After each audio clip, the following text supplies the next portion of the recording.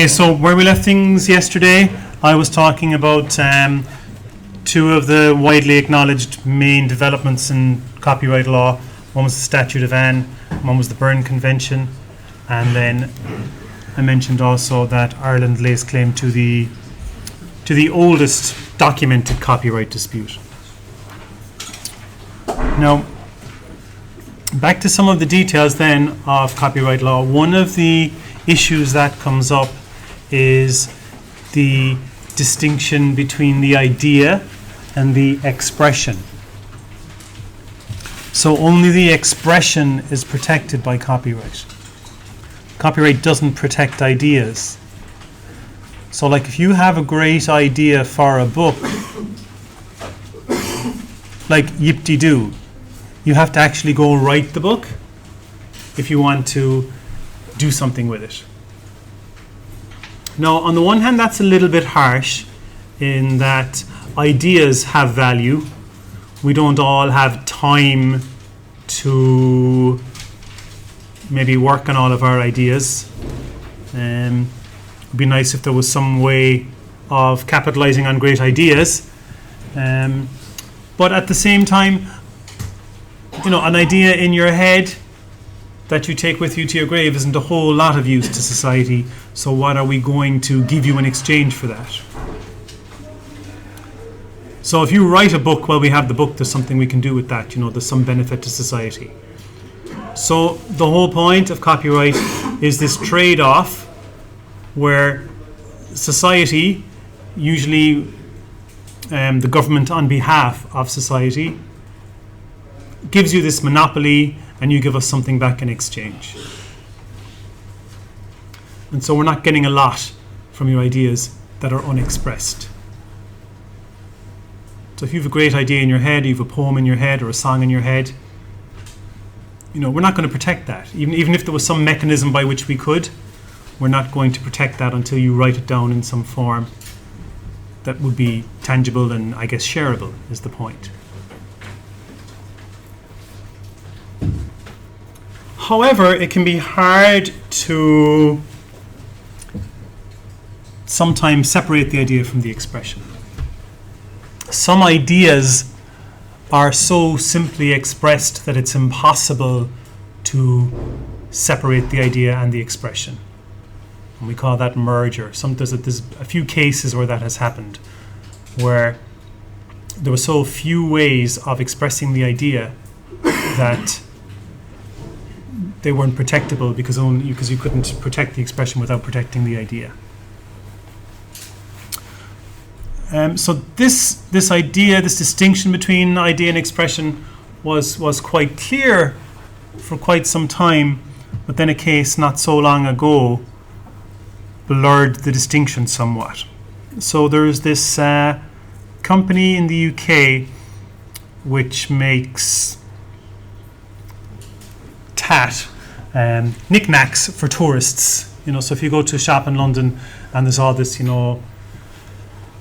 pictures of Lady Di on plates and stuff, and London Underground things, and some of them are quite tasteful. I like the London Underground stuff myself, but so this company had, I think, biscuit tins and boxes of tea and stuff like that, and one of them had this image of the Houses of Parliament in black and white, and then a London bus.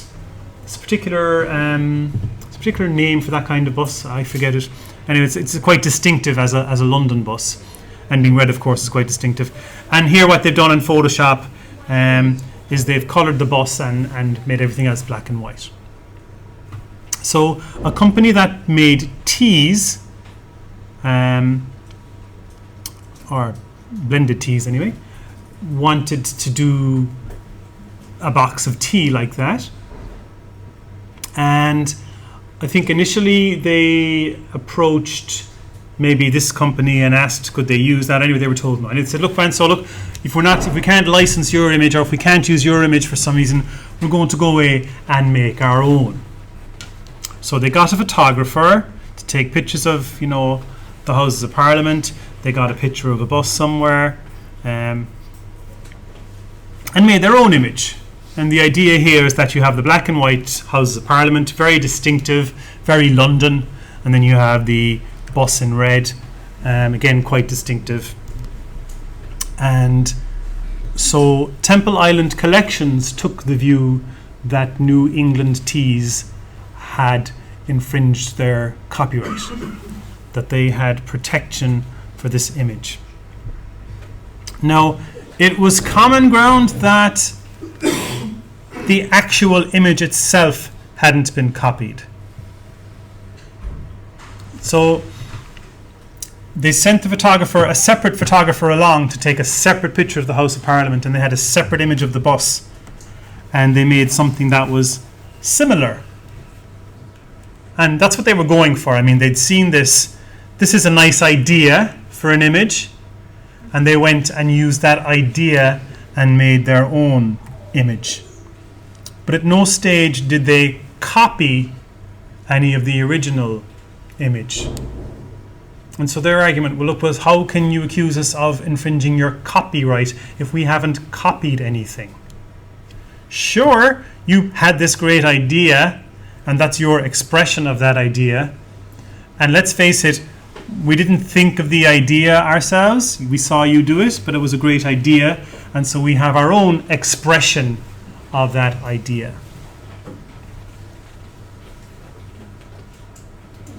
And so this hinged on the distinction between idea and expression.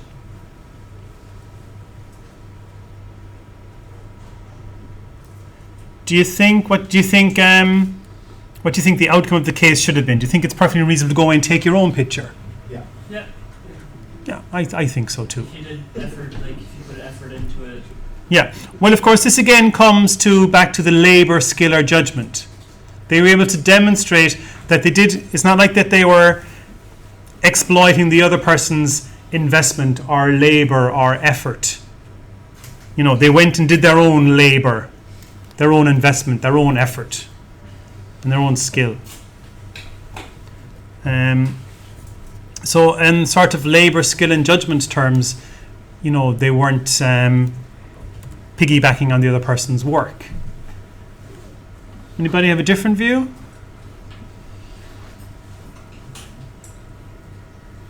Okay, you're all very British in your legal thinking. In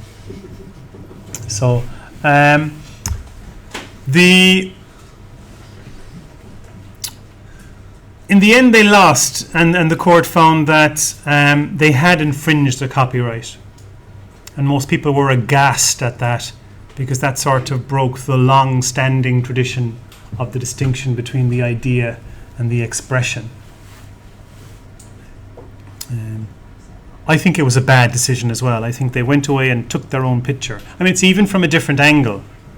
So it's just the idea that's copied. I mean, the picture itself is quite different. I mean, if I went away and took a picture of Dublin and had a black and white scene of Dublin and then painted one of the post boxes green, I mean, have I copied their idea? I mean, have I infringed on their meme, you know? Yeah, I mean, Like, what if they came up with it, by accident and accidentally copyrighted it? well, this is the interesting thing. If you have something that's the same as someone else by accident, you're probably screwed. You know, it's probably just unfortunate for you. The fact that you could demonstrate that you came up with it independently wouldn't really help. I mean, there's also the question, how many ways can you take a picture of the Houses of Parliament? That is the House. I mean, it's the same thing. That's the House of Parliament, isn't it? I'm not getting that wrong, but anyway. The Palace of Westminster is the House of Parliament, isn't it? What about if they had the bus red and, let's say, one building dark red? Yeah, I mean, you could have done it different ways, but let's say we're just talking about have it being black and white and just the bus red. But I mean, if you take a picture of the House of Parliament, I mean, how many people take that picture every day? How distinctive can it be? How many ways can you take a picture of the Palace of Westminster? Like, I mean,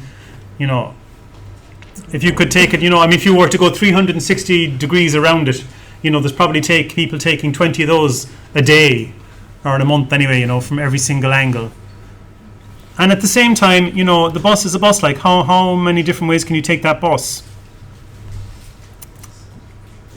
So it's the combination of the red and the background that makes it, I guess, distinctive and interesting. But even so, like, you can't. So the idea was, or the understanding was, you can't copyright an idea like that. I mean, if I was to do a picture somewhere else in London and do a post box in red, let's say, forget about Ireland, even a post box in red, am I infringing on their idea? So that's become a problem. So now we're not clear.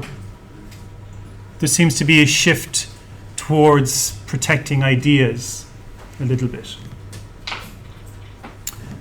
If that had happened on the continent, you might not have been so shocked, because you could say, well, this idea is as a creation of the mind, perhaps, and independent of the other person's labor, skill, and judgment. But I don't know. We'll see. Anyway, so this then raises some interesting problems. TV formats are a great one for idea versus expression. Obviously, I can't record an episode of the Great British Bake Off and burn it to DVD and go flogging it, because I'm copying someone else's work. Similarly, I couldn't copy an episode of Who Wants to Be a Millionaire and distribute that without infringing the copyright on it.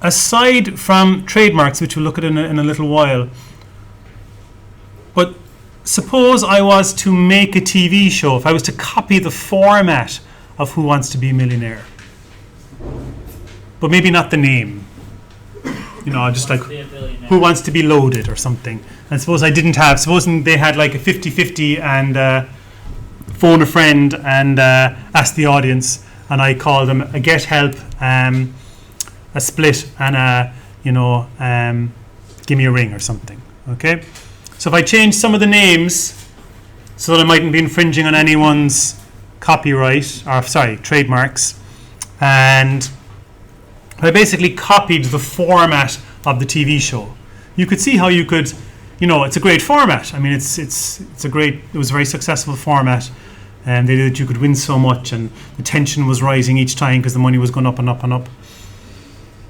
I could duplicate that format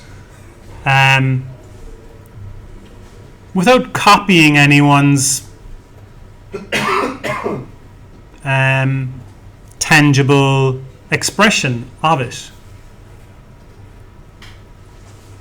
And so that's kind of a problem, because exporting TV formats is a big business. So, like, can you... did anybody see the lyrics board? What? The lyrics board. No. It's this awful show. But it was a very successful Irish format that was exported to, Ukraine and wherever. And I didn't take to it. It wasn't my cup of tea. But you could see how, if you devising a TV show is a legitimate business. It's hard work to come up with a winning formula, and if someone can just go copy that, that's a problem. So that's run into difficulty. Can you copyright the format of a TV show? Similarly, things like the very first instances of, say, Spot the Ball, where you might see a scene from a match, and they're saying, like, where's the ball? Like, the first time someone came up with that, someone else said, oh, that's a great idea, I'm going to do that too. Went out, had their own picture, photoshopped out the ball or whatever. Can the person who came up with that idea say, hang on a minute, no, that was my idea and you copied it? And you're like, but you can't copyright ideas. It's not like I copied your picture.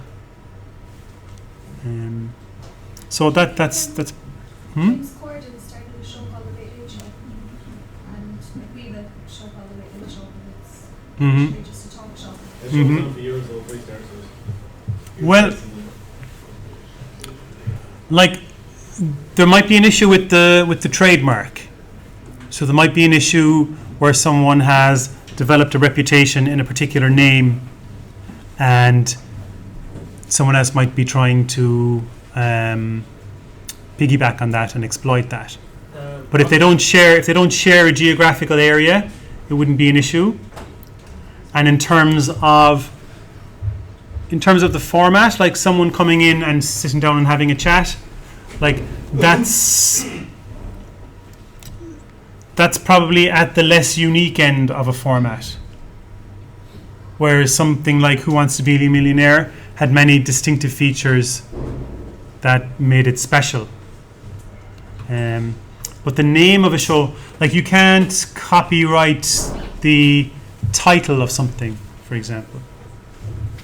So that's a big problem on Amazon, where people can upload ebooks on Amazon and they can use any title they want, because it's hard.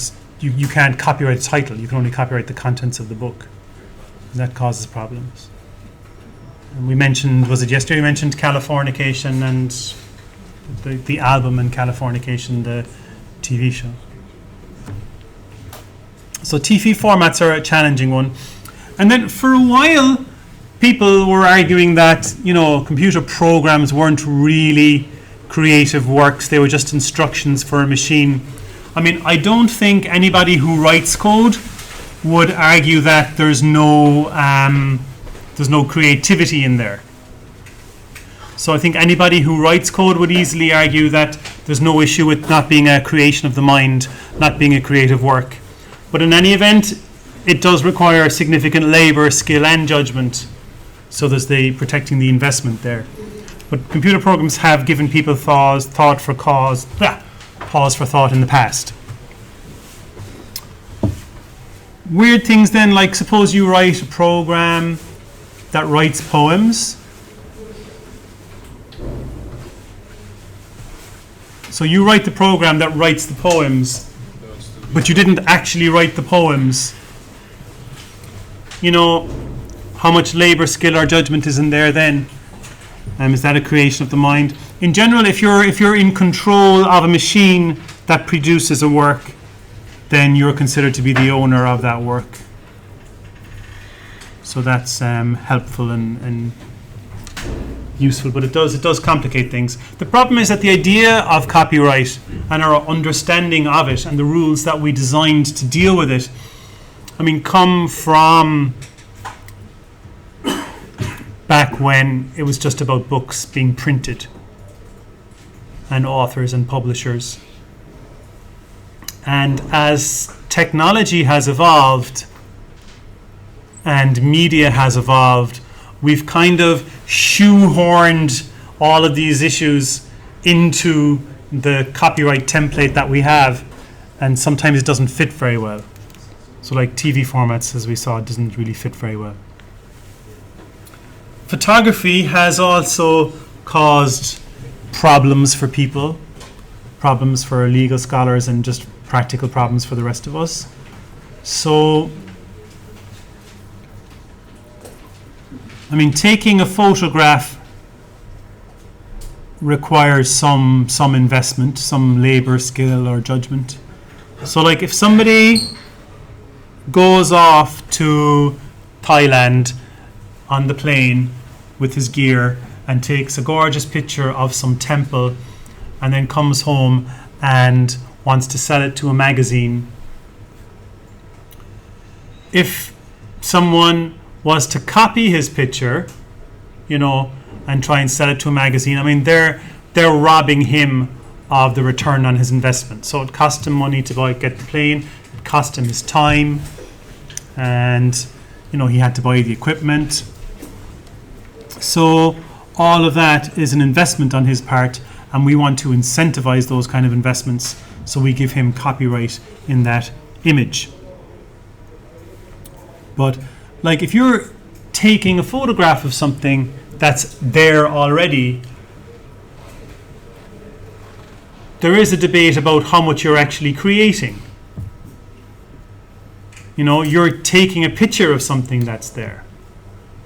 And as technology becomes more sophisticated and cameras become better, the extent to which any old fool could take a brilliant picture is increasing. So if you're just passing along in the street and something happens and you whip out your phone and take a picture, you know, how hard was that? And so that starts to become an issue. What about footage from security cameras? I mean, who owns that? How can you argue that's a creation of the mind? Or how can you argue there's much labor, skill, or judgment involved? So photographs have always actually challenged copyright. Also, if I take a picture of you, why do I own the copyright in the picture? And if you make a painting and I take a picture of the painting, well, I'm just copying your painting. So surely I can't have copyright in that. So photography has always sort of challenged the concept of copyright that we have, and it still continues to cause problems. No. So who knows who this is? It's that monkey, isn't it? The selfie monkey. So this issue came up here because, as a general rule, if I have a camera and we're on holidays together and I take a picture, I own the copyright in the pictures. If I hand the camera over to you and you take the picture, then as a general rule, you have the copyright in the picture. Even if it's my camera, you took the picture. So the photographer owns copyright in the picture. So in this scenario, this guy dropped his camera or just left his camera, I'm not sure, and the monkey got a hold of it, and so the monkey started taking pictures. And some of them are pretty good because obviously they're fairly close up. So probably you can't always get that close to a monkey. And this is you could see how a picture like this could make you a few bob.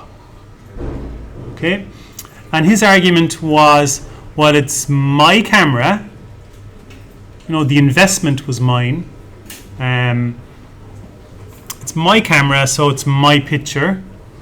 But he didn't actually take the picture. The monkey took the picture. And so a group of animal rights activists went to court to assert the monkey's copyright in the picture. And I think in the US, it's very clear that only humans can get copyright and stuff. If I'm not mistaken, he doesn't own the picture either. It's just public. So he didn't take the picture, so he doesn't own it. But the point is the monkey certainly doesn't own it. And in the US, only humans can have copyright in things. That comes up, for example, if someone claims to be a prophet and is delivering the word of God. Well, if God wrote it, then, well, you can't have copyright in it. So that causes problems for prophets. Okay, so the rules vary country by country, but this brought up the issue of the complexities of photography and copyright. Also, it demonstrates that it doesn't take a whole lot of labor, skill, and judgment to take a decent picture, does it?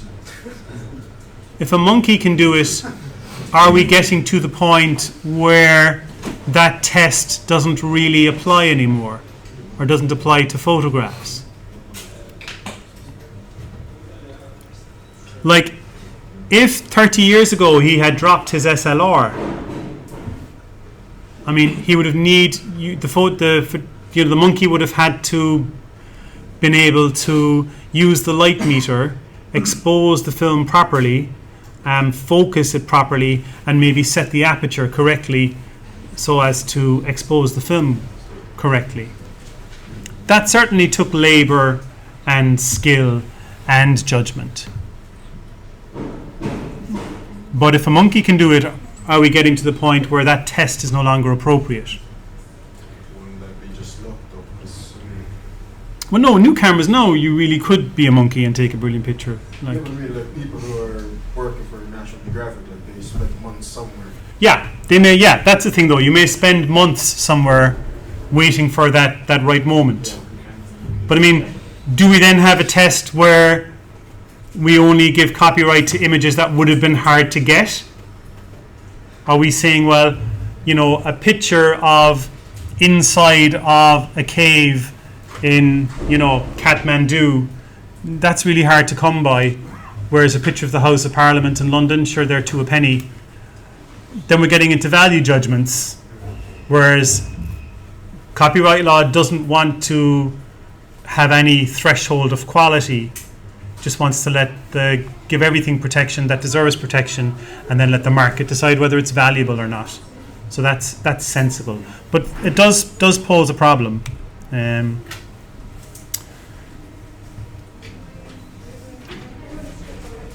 Similarly, if you record something, as the person that made the recording, you own the copyright in it, which can kind of be problematic. You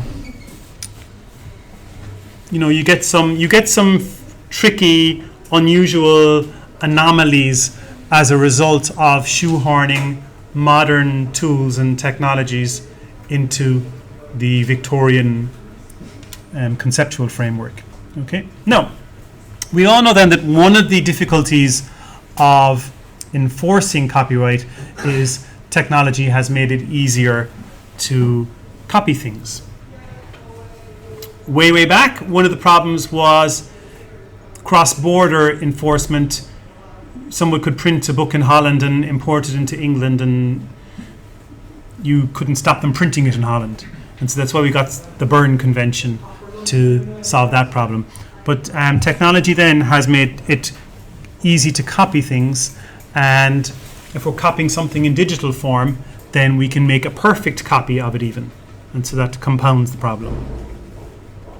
And computers can copy music and movies easily, and then networks can distribute them widely. And then we have cross-border complications then to make things even worse. So if you're Irish and you've made a movie and someone in France is downloading that from a server in Finland that had been uploaded by someone in Germany, who do you catch? Who do you stop? How do you stop them? It all becomes a bit of a mess. In the US, it's a bit easier because you have a federal government and federal law enforcement agencies that can work in all 50 states. But in Europe, it's certainly more complex. And then you also have these countries where dodgy carry-on is more acceptable. Okay.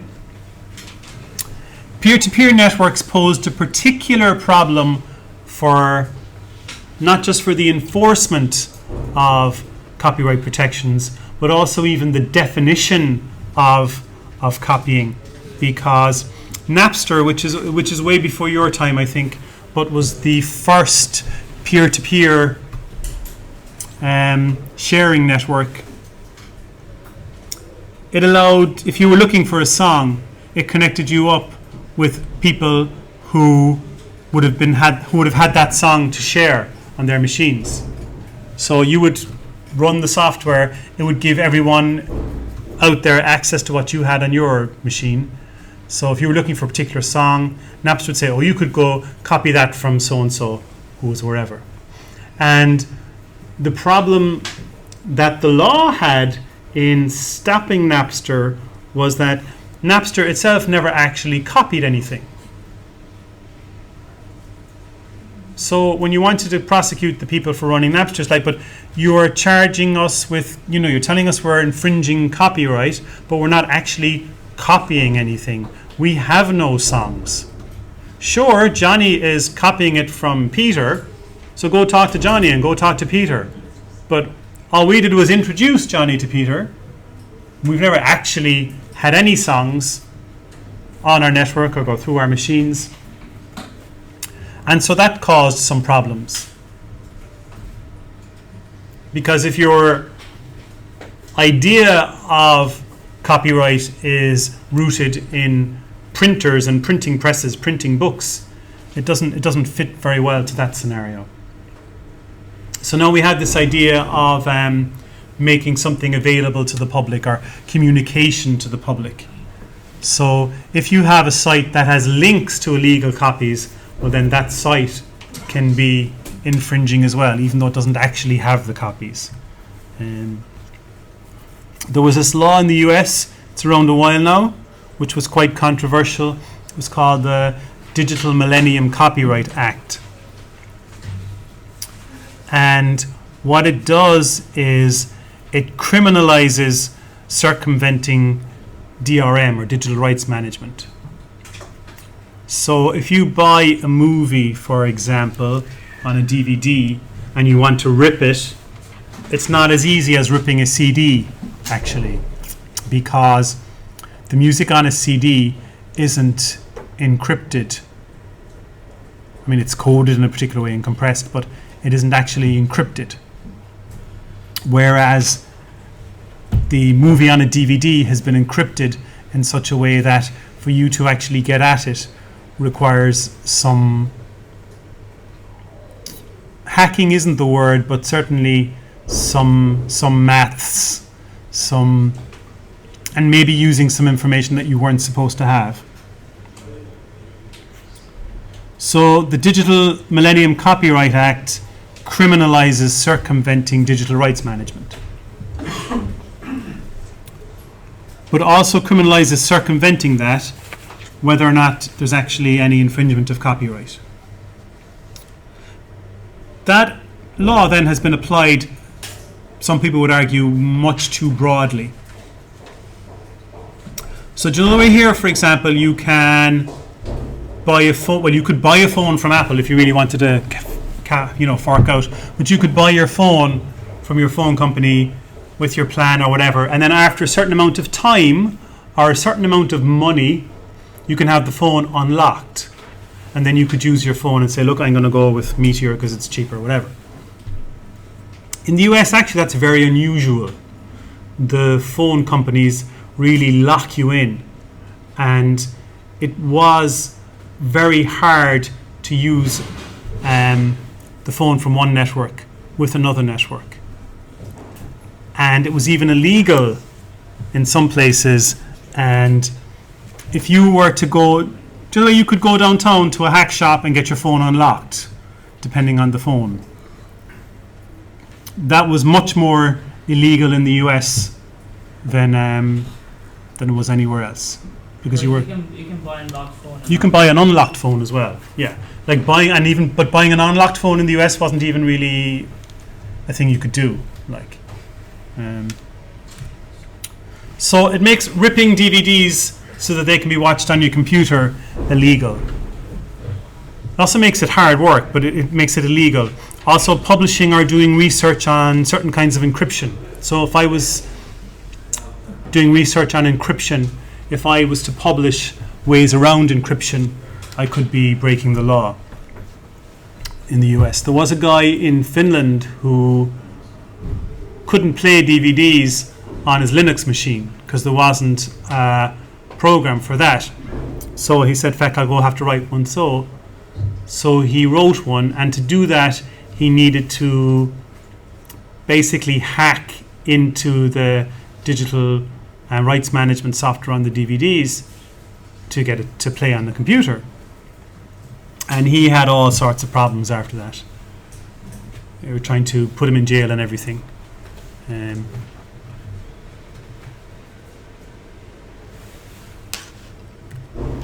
There was an issue then that came up with printer cartridges.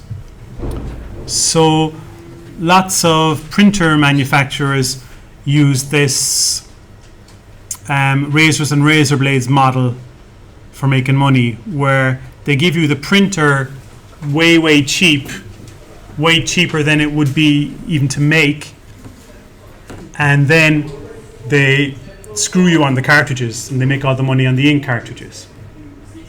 And so, as you know, there are plenty of places where you can go and get your cartridges refilled, or you can go and buy, third-party cartridges.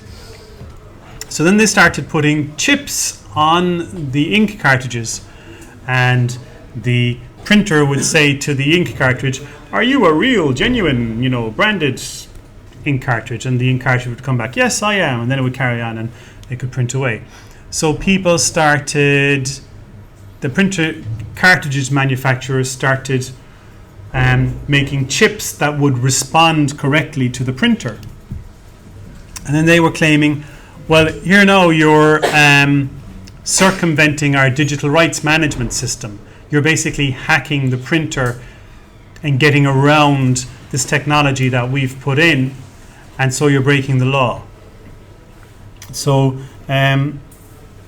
the printer cartridge manufacturers had a tough time of it for a while, but they eventually won. It got so bad that there was even, in Nespresso here, you have Nespresso capsules. In the US, it's not Nespresso, it's another brand has really sort of taken over the market. But the coffee company started putting technology into the coffee machines so that it would only work with their brand of coffee pod. And and that kind of, it was a bit of cat and mouse around that for a while, but basically customers were just having none of it.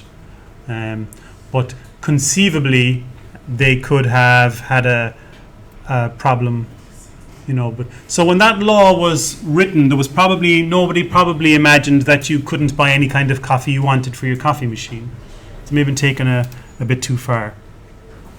There is this thing in the US, and there are equivalents of it elsewhere, but no one does it quite so well as the US, or quite so extensively, and that's this idea of fair use, where you're acknowledging that someone has copyright in a work, but you can use it in limited circumstances.